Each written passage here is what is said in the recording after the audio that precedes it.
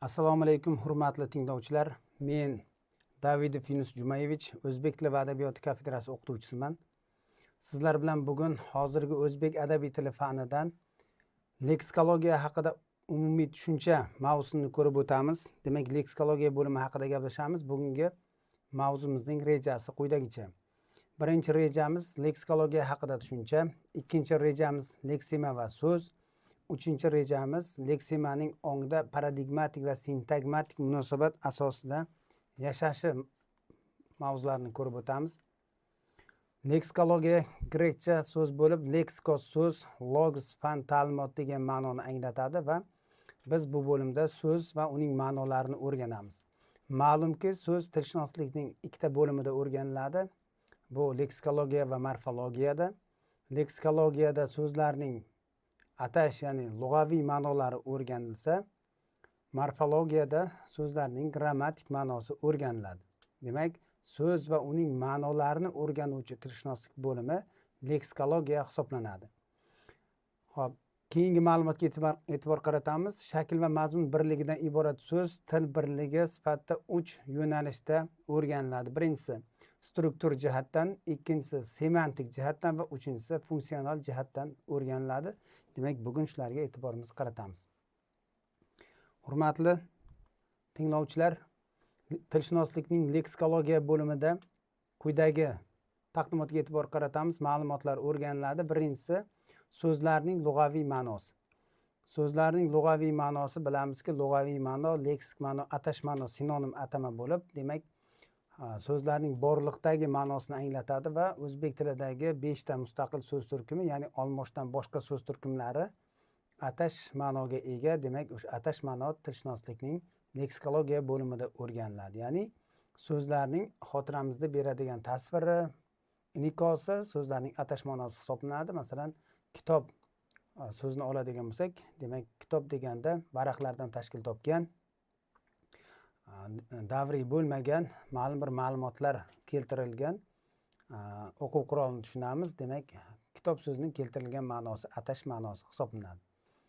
Va demak, atash ma'no tilshunoslikning leksikologiya bo'limida o'rganiladi. Keyingisi o'z va ko'chma ma'no.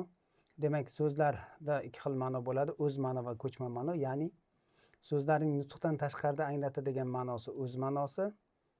Masalan, biz tomir deganda insonning tomirini yoki yoqa deganda ko'ylakning yoqasini tushunamiz. Demak, so'zlarning nutqdan tashqarida anglatadigan dastlabki birinchi bizni xotiramizda beradigan ma'nosi o'z ma'no hisoblanadi.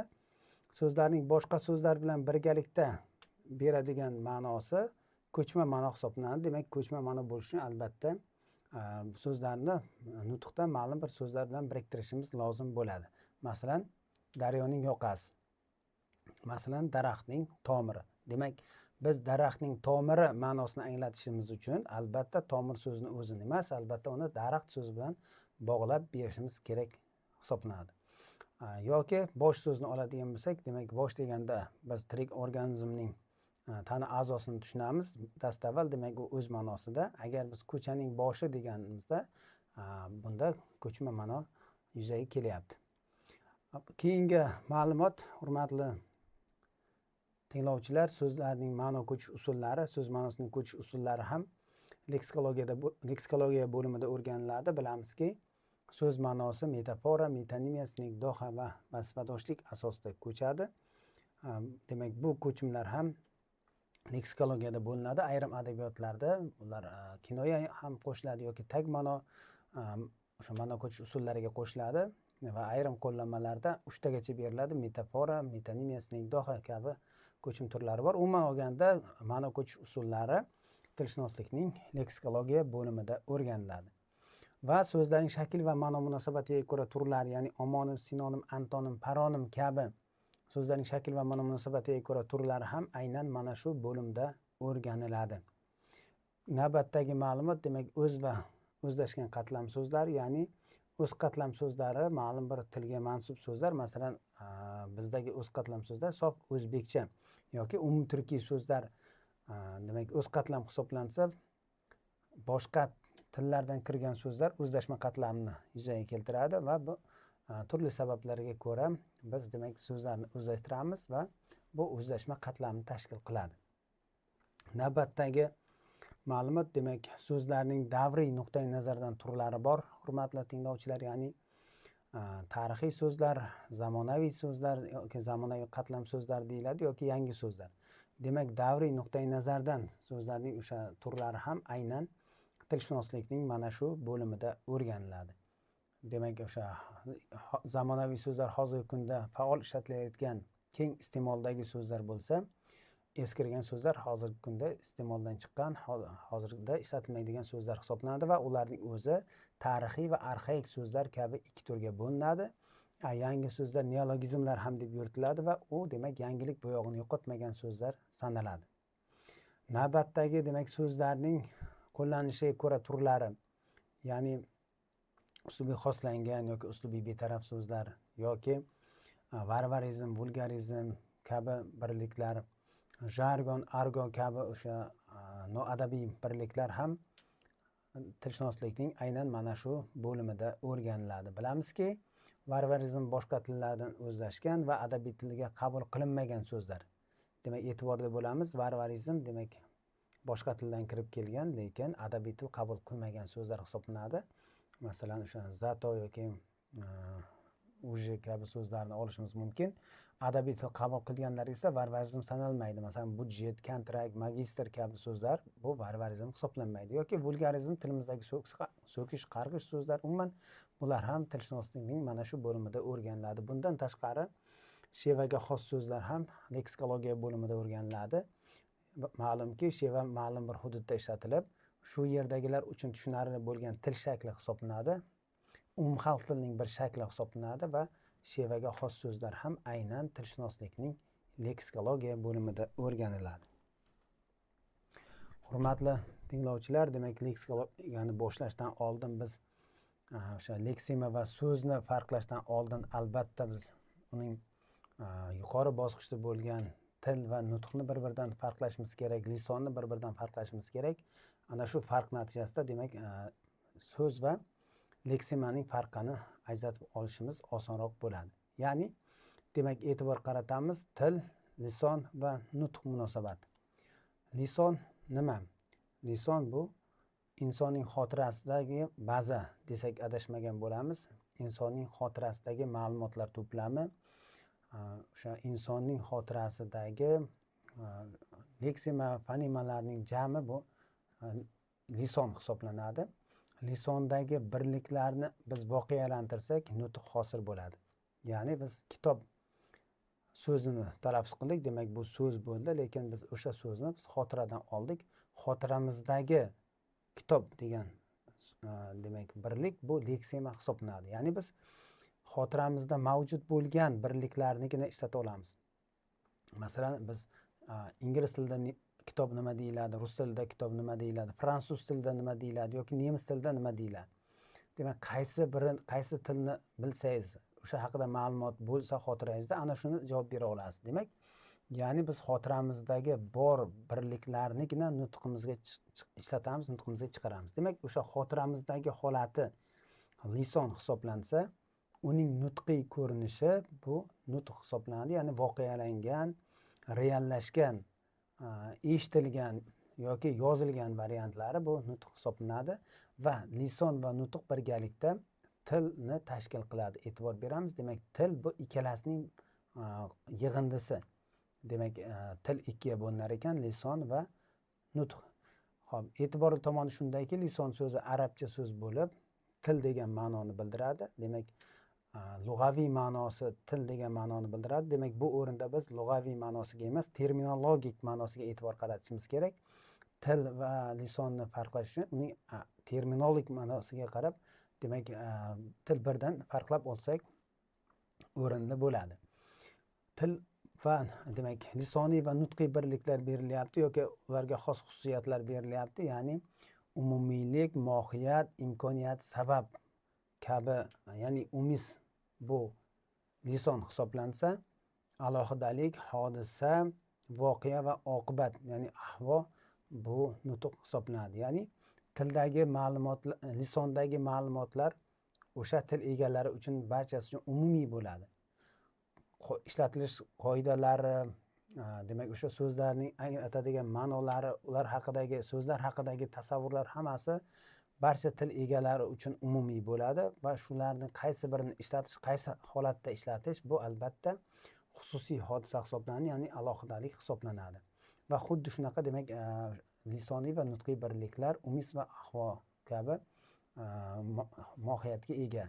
Endi me'yor nima? Lisoniy birliklarning nutqqa ko'chish jarayonida ma'lum bir qonun qoidalarga bo'ysunishi, ma'lum bir grammatik qonunlarga, qonuniyatlarga amal qilishi me'yor hisoblanadi.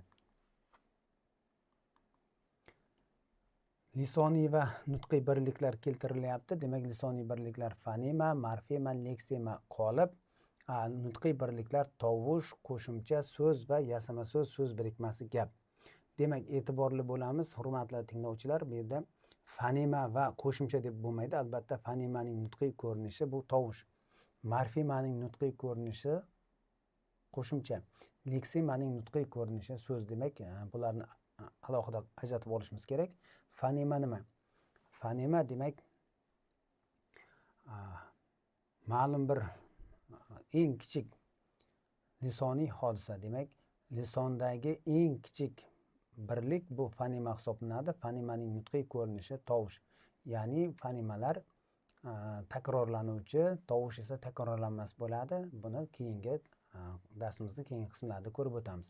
Demak, morfema ma'lum bir leksemaga qo'shilib qo'shimcha ma'no anglatadigan yoki yangi ma'no anglatadigan, umuman leksemaga qo'shilib ma'lum bir ma'no anglatadigan lisoniy birlik morfema hisoblanadi va uning nutqiy ko'rinishi qo'shimcha. Demak, ajratib olishimiz kerak. Chi yoki dosh desak bu qo'shimcha, chunki biz talaffuz qildik va siz eshitdingiz. Demak, bu qo'shimcha va chi va doshning xotiramizdagi holati bu morfema hisoblanadi. Leksema ma'lum bir ma'no anglatadigan morfema va fonemalardan tashkil topgan lisoniy birlik hisoblanadi. Demak, e'tibor beramiz. Fonema va morfemalardan tashkil topgan ma'lum bir ma'no anglatishga xizmat qiladigan lisoniy birlik leksema hisoblanadi va uning nutqiy ko'rinishi so'z sanaladi. Demak, biz ruchka dedik. Bu demak so'z bo'ldi. Xotiramizda o'sha ruchka degan so'zdan, leksemadan foydalandik. Demak, xotiramizdagi holati u leksema hisoblanadi. Demak, qolip ham xuddi shunaqa. Qolip demak lisoniy birlik. Albatta 3 ga bo'linar ekan. Yasama so'zning qolibi, masalan, ot plus chi bu qolip va bu qolip asosida biz minglab yasama so'zni hosil qilishimiz mumkin. Ishchi, suvchi, sutchi kabi. Demak, ishchi, suvchi, sutchi bu nutqiy hodisa. Ot plus chi esa lisoniy holat yoki lisoniy qolip hisoblanadi. So'z birikmasida ham xuddi shunaqa. Masalan, ot plus qaratqich plus ot plus egalik. Mana bu lisoniy qolip. Demak, ot qaratqich shakli va ot egalik. Demak, bu lisoniy qolip va endi bu asosida biz maktabning bog'i, sinfning jurnali, auditoriyaning eshigi kabi minglab so'z birikmalarini yuzaga keltirishimiz mumkin. Demak, bu birliklar nutqiy birlik, xotiramizdagisi esa lisoniy qolip hisoblanadi. Va gapda ham xuddi shunaqa. Masalan, ega plus kesim bu demak lisoniy qolip bo'lsa, men keldim bu nutqiy gap. Demak, ega plus kesim qolibidan biz xohlagancha nutqiy birliklarni yuzaga keltirishimiz mumkin. Aniqlovchi ega kesim bitta qolip yoki hol kesim bitta qolip, umuman qoliplardan biz xohlagancha nutqiy birliklarni yuzaga keltirishimiz mumkin bo'ladi. Lisoniy va nutqiy birliklarning farqi keltirilyapti. Demak, lisoniy birliklar moddiylikdan xoli, ya'ni xotiramizda bo'lganligi sababli moddiylikka ega emas. Nutqiy birliklar aksincha, demak, moddiylikka ega. Lisoniy birliklar cheklangan, ya'ni xotiramizdagi tovushlar yoki leksemalar soni cheklangan. Nutqiy birliklar cheksiz. Buni masalan fonema sifatida xotiramizda bitta. Agar biz bir kunda 1000 ta ishlatsak, 1000 ta tovush, undan ko'p ishlatsak, o'shancha demak miqdorda tovush yuzaga keladi, lekin xotiradagi fonema sifatida bitta. Demak, lisoniy birliklar cheklangan. va xuddi shuningdek lisoniy birliklar ijtimoiy, ya'ni barcha uchun xos, nutqiy birliklar individual hisoblanadi va bundan tashqari lisoniy birliklar barqaror o'zgarmas, nutqiy birliklar o'zgaruvchan hisoblanadi. Demak, bu bo'lim katta bo'lganligi sababli albatta keyingi mashg'ulotlarimizda davom etamiz. Hurmatli tinglovchilar, quyidagi savol topshiriqlariga javob berish orqali mavzuni mustahkamlashingiz mumkin. Agar mavzu yuzasidan savollaringiz bo'lsa, quyidagi manzillarga murojaat etishingiz mumkin. E'tiboringiz uchun rahmat.